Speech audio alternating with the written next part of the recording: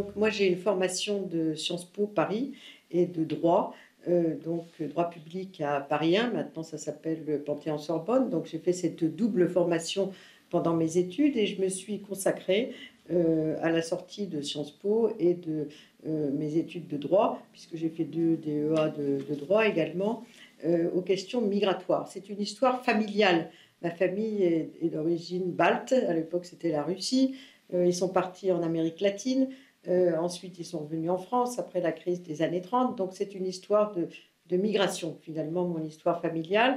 Et j'avais une certaine sensibilité aux thématiques de nationalité, de réfugiés, toutes les questions dont on discute aujourd'hui, mais qui étaient plutôt des sujets privés, en réalité, dans un contexte où, finalement, ce n'était pas un sujet identifié comme tel, la thématique migratoire.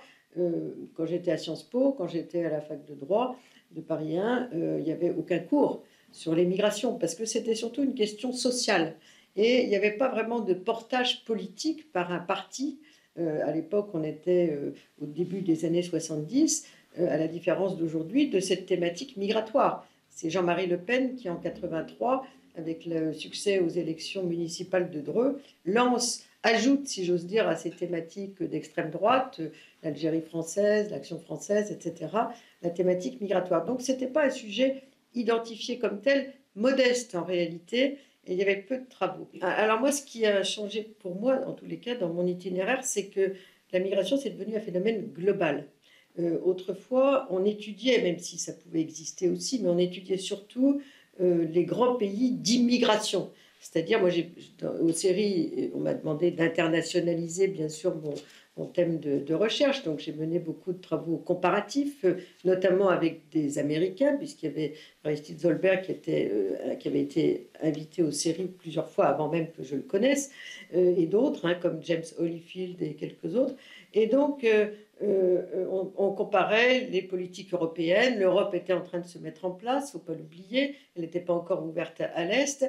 On travaillait un peu sur le Canada, il y avait quelques travaux sur l'Australie, mais on ne travaillait que sur les pays d'immigration du nord de la planète. Ce qui a changé, c'est qu'aujourd'hui, l'immigration, c'est un phénomène global. Et on commence à étudier de façon sérieuse ce qui se passe au sud, pas seulement en termes de mouvements migratoires, mais aussi de politique migratoire.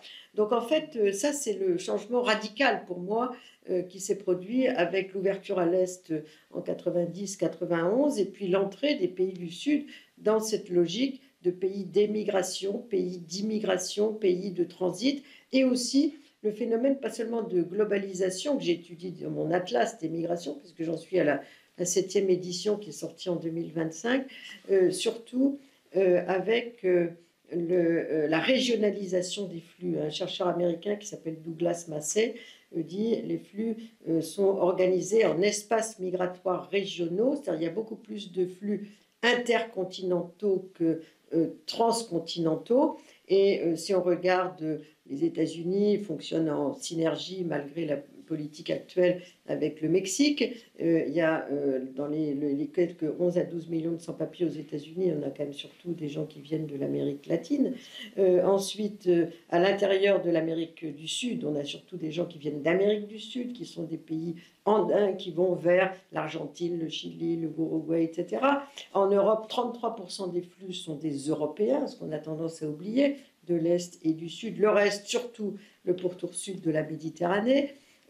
Ailleurs, en Russie, l'essentiel des flux, c'est les anciens pays du Turkestan russe, c'est-à-dire l'Asie centrale, le Sud-Caucase, l'Arménie, etc., et aussi les Chinois voisins. Et en Asie, la plupart des flux sont asiatiques. Donc cette régionalisation, elle est aussi, disons, dans l'espace global des migrations dans lequel on se trouve aujourd'hui. Mais on a encore des quantités de choses qu'on connaît mal, puisqu'en fait, on a très peu de chiffres sur les migrations non officielles de pays qui ne sont pas dans les grandes séries de chiffres au sud. Et on a très peu de choses aussi sur les politiques migratoires. Il y a beaucoup de travaux de terrain qui sont faits par les étudiants dans le cadre de leur thèse, mais souvent, on n'a pas de données très précises sur l'évolution des politiques migratoires de pays qui, tout d'un coup, sont devenus des pays d'immigration, qui ont dû improviser pour les flux auxquels ils sont confrontés. Donc ça, je crois que c'est un changement considérable. Plus les crises et les conflits. On n'a jamais eu autant de crises et de conflits qu'aujourd'hui, avec des gros chiffres, 6,6 millions pour 5 millions pour l'Afghanistan, 4 millions en Irak, on a eu l'Ukraine aujourd'hui, on en est à plus de 7 à 8 millions de gens qui ont quitté leur territoire. On a 7 millions de Soudanais qui ont quitté leur maison, dont l'essentiel se trouve dans les pays voisins comme le Tchad et l'Égypte. On a également le Venezuela, à peu près 6 millions. Donc on a des chiffres considérables qui sont nouveaux en réalité et qui changent un peu le paysage migratoire. Je suis personnellement engagée dans la cause des droits de l'homme aussi. Et le droit à la mobilité est un droit les plus inégaux dans le monde. Les 2/3 de la population de la planète ne peuvent pas circuler librement parce qu'ils sont astreints à des visas. Et il y a toute une hiérarchie des passeports selon les pays qui peuvent circuler presque partout sans visa. C'est le cas du Japon, de la Corée du Sud, de Singapour, etc. L'Europe aussi qui est assez bien placée, les États-Unis, le Canada. Et puis beaucoup d'autres qui ont des passeports à la limite qui ne valent rien. Donc ça, c'est quand même un monde inégal, si j'ose dire, flagrant. Et on voit les résultats de ce phénomène, la traversée de la Libye. Il y a eu plusieurs rapports du département des droits de l'homme des Nations Unies sur l'enfer libyen. On a aujourd'hui à peu près entre 3 et 4 000 morts en Méditerranée par an. Donc comment est-ce qu'on peut imaginer cela au XXIe siècle quand même? On a des régions où les gens sont réduits en esclavage pour pouvoir continuer leur parcours. C'est entre autres le cas de la Libye, mais aussi ailleurs, en Amérique latine. Donc on a des phénomènes hallucinants, si j'ose dire, qui sont reçus avec une très grande indifférence à l'échelle mondiale, alors que le droit de migrer, c'est un droit qui existe dans des textes philosophiques. J'ai fait un petit livre pour CNRS et Éditions qui s'appelle comme ça, Le droit d'émigrer, où je croise les travaux de Kant, notamment, le droit à accéder à la citoyenneté universelle, le droit de visite, comme il dit, qu'il distingue du droit d'installation qui relève de la souveraineté du pays d'accueil, et également d'autres travaux comme Hannah Arendt et plus récemment des travaux de philosophes là-dessus, comme Zygmunt Bauman, par exemple, sur un monde liquide. Et de l'autre côté, des textes internationaux. On a la Convention déjà sur l'asile, 1951, le droit d'asile. On doit pouvoir être recueilli comme réfugié dans un pays si on correspond aux critères de la persécution, de la crainte fondée de persécution du droit de la Convention de Genève. On a également la Déclaration universelle des droits de l'homme de 1948 qui dit que tout homme ou femme a le droit de quitter un pays, y compris le sien. On a des conventions internationales onusiennes sur les mineurs, notamment 1989, les droits de l'enfant. On a des conventions sur les droits de tous les travailleurs migrants et de leurs familles, une convention onusienne de 1990. Donc il y a à la fois un croisement de textes philosophiques et de textes juridiques qui réclament cela. Peut-être qu'un jour, un tribunal international se prononcera sur toutes les exactions auxquelles l'Europe, entre autres, mais aussi beaucoup d'autres grands pays d'immigration comme les États-Unis, se sont livrés sur le traitement de ces gens qui traversent les frontières. On crée, en fermant les frontières, avec l'obsession du sécuritaire, non seulement la fixation aléatoire de gens qui autrefois faisaient des allers-retours, comme on l'a vu aujourd'hui avec les gens de l'Est, mais aussi je viens de sortir d'un jury de thèse d'un jeune chercheur donc, de l'université de Nantes qui dit est-ce que vraiment la politique de sécurité et de contrôle mérite qu'on tolère que des mineurs dorment à la belle étoile? Ça, je crois que c'est un vrai sujet, hein, un vrai sujet aujourd'hui. Donc il y a plein de questions éthiques qui sont posées aujourd'hui par la thématique migratoire, au nom du droit à la mobilité. L'étude des frontières, c'est un sujet qui a beaucoup soulevé l'intérêt des chercheurs, parce qu'on a commencé à s'y intéresser vraiment quand on s'est aperçu que c'était une sorte presque d'obsession des politiques migratoires aujourd'hui. Au nom de la souveraineté, du contrôle, de la sécurité, on est sur cette thématique, non seulement entre les États-Unis et le Mexique, mais aussi en Europe, autour des frontières extérieures de l'Europe. On consacre beaucoup d'argent aujourd'hui dans les politiques publiques aux frontières. Il ne faut pas oublier que le budget de Frontex aujourd'hui est de 900 millions d'euros par an. Donc c'est considérable, plus beaucoup d'autres instruments de contrôle. Donc il y a une sorte de fixation, et en même temps c'est un lieu de mort, la frontière, comme je l'ai dit tout à l'heure. Donc il y a eu beaucoup de travaux sur la mise en place du système Schengen, les zones, parce que la frontière, elle crée de nouvelles situations aussi dans les pays de départ, qui sont devenus des pays de transit, donc les zones tampons, les buffer zones par exemple. Elle suscite aussi toute une série d'accords et multilatéraux avec les pays du Sud de contrôle des frontières. On a eu avec la Turquie, après la crise de 2015, un accord de 2016 avec 6 milliards d'euros versés à la Turquie pour qu'elle garde sur son territoire, entre autres les Syriens, Irakiens, etc. On en a beaucoup signé aujourd'hui avec les pays de la rive sud de la Méditerranée, et ça transforme ces pays. Ces pays, devant contrôler la frontière, deviennent des pays de transit. Ils deviennent aussi de facto des pays d'installation, en réalité, pour ceux qui n'osent plus aller plus loin ou hésitent entre retourner chez eux, rester sur place, aller plus loin. On trouve ça au Mexique, on trouve ça au Maroc, par exemple, également en Libye. Et donc, ça transforme complètement le paysage migratoire. Il y a beaucoup de travaux théoriques qui ont été faits sur l'analyse de la frontière.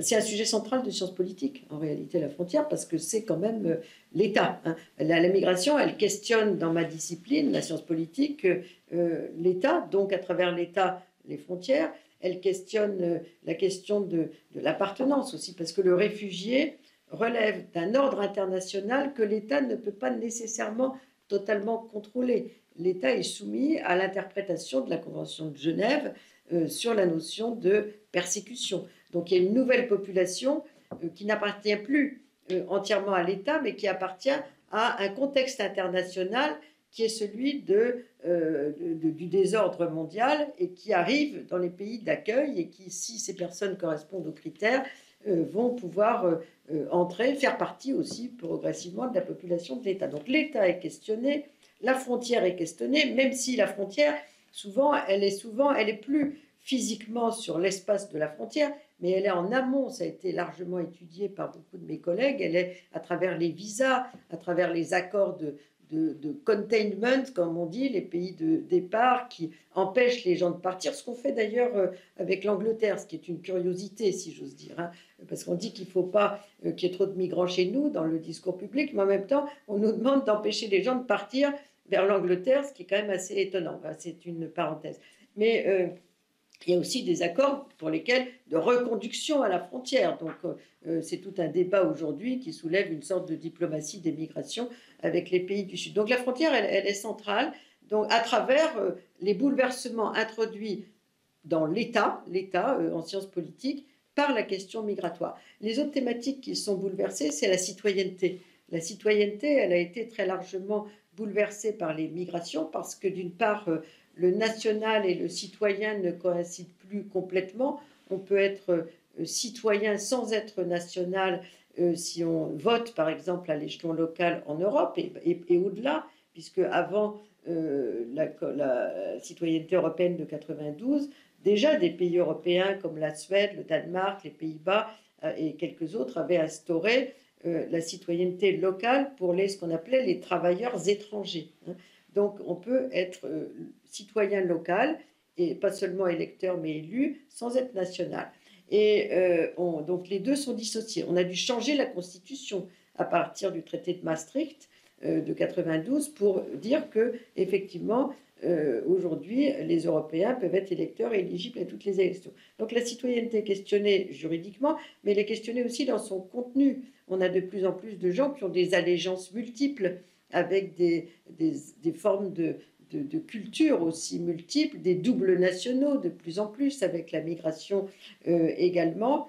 Et ce qui est également questionné, et les pays d'origine peuvent avoir un impact sur l'exercice de la citoyenneté de leurs nationaux dans les pays d'accueil. Je prends deux exemples. Aujourd'hui, dans le contexte américain que nous connaissons, la présidente du Mexique essaye de dialoguer pour le sort des Mexicains aux États-Unis, compte tenu des menaces qui peuvent être portées sur eux. Et d'autre part, en Allemagne, où il y a de plus en plus de doubles nationaux, l'Allemagne était un pays de droit du sang, elle a ouvert sa citoyenneté, alors qu'elle y était très attachée au droit du sol, davantage, parce qu'en fait, il fallait quand même mieux inclure les nouveaux venus. Et chaque fois qu'il y a des élections en Turquie, il y a des hommes d'importance ou des femmes d'importance turques qui viennent parler avec les Turcs qui sont doubles nationaux en Allemagne pour qu'ils votent bien, entre guillemets, en Turquie. Ça peut être du niveau d'un ministre des Affaires étrangères ou d'un ministre de l'Intérieur.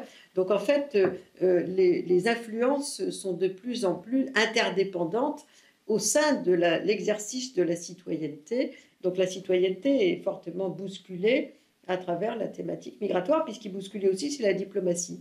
Aujourd'hui, il y a une vraie diplomatie des migrations, ce que j'ai développé dans un de mes livres qui s'appelle La question migratoire au XXIe siècle, à travers tous les accords qui sont signés en échange d'aide au développement, de politiques de retour, de toute une série d'aides diverses et variées qui sont aujourd'hui un nouveau chapitre, si j'ose dire, de la diplomatie tout court. J'ai dû faire à peu près 300 jurys de thèse dans ma vie, mais je suis très impressionnée par l'originalité des travaux qui ont été faits, les terrains à la limite dangereux. Je lisais un travail sur le Darien, qui est un point de passage entre la Colombie et Panama, extrêmement dangereux parce que les gens traversent la forêt vierge pour essayer ensuite de prendre la route des États-Unis.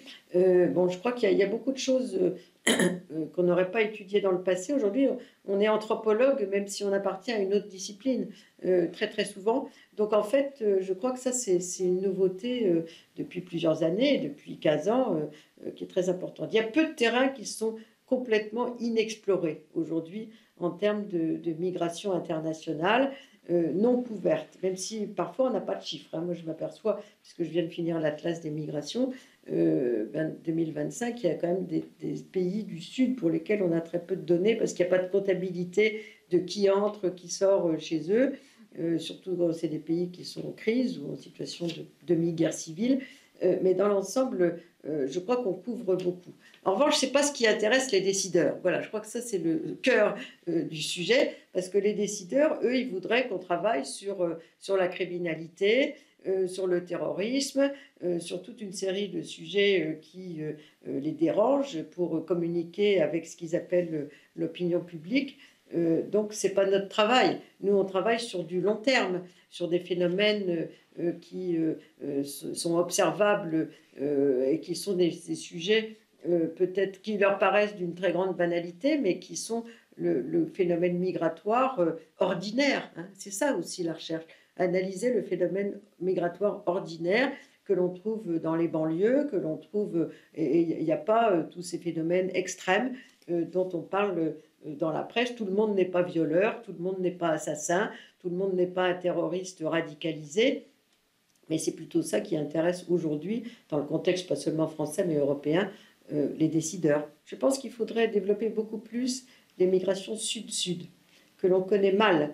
Certains y travaillent comme Hélène Thiollet, mais pas seulement.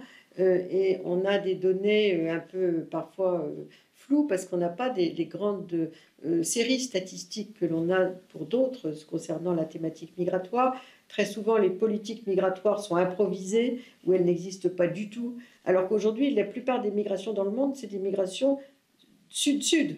Aujourd'hui, il y a plus de gens qui vont vers le sud de la planète que de gens qui vont vers le nord. On a dépassé les 50%. Donc ça, je crois que c'est fondamental. C'est des conditions d'enquête parfois difficiles.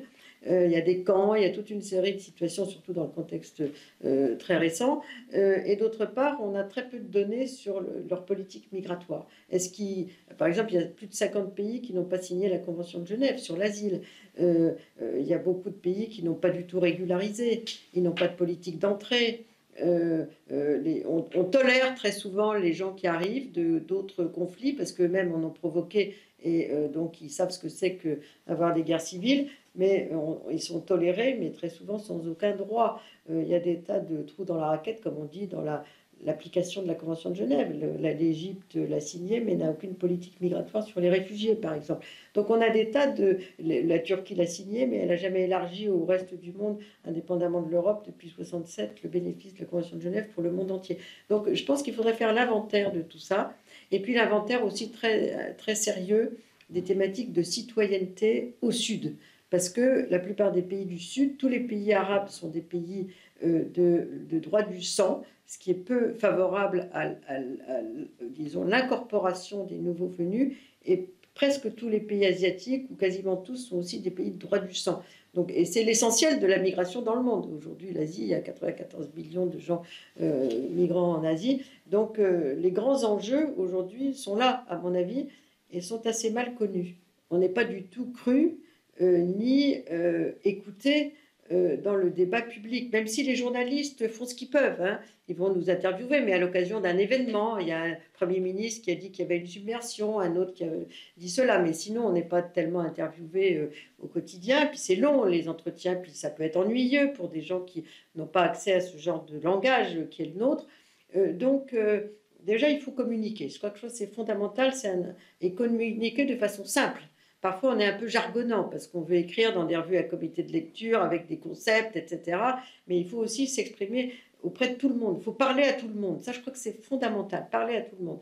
Et puis, on est dans un contexte aujourd'hui où, avec nos travaux, qui sont des travaux de long terme, très sérieux, on n'est pas cru, hein, parce que les gens, ils ont entendu que la semaine dernière, il y avait un Marocain qui avait assassiné quelqu'un. Voilà, donc on n'est pas cru parce que nous, on travaille sur des choses beaucoup plus larges qui concernent, disons, des phénomènes de société, parfois d'une grande banalité, mais qu'il faut analyser aussi.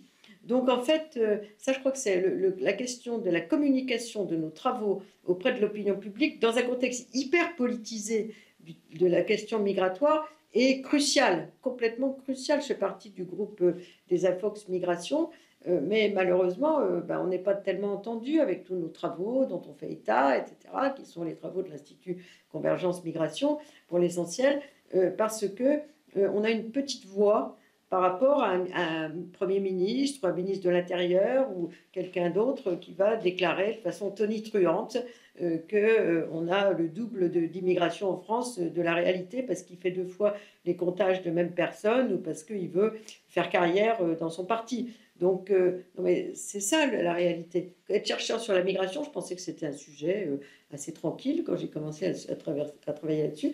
Je me suis aperçu qu'aujourd'hui, au quotidien, c'est un combat permanent.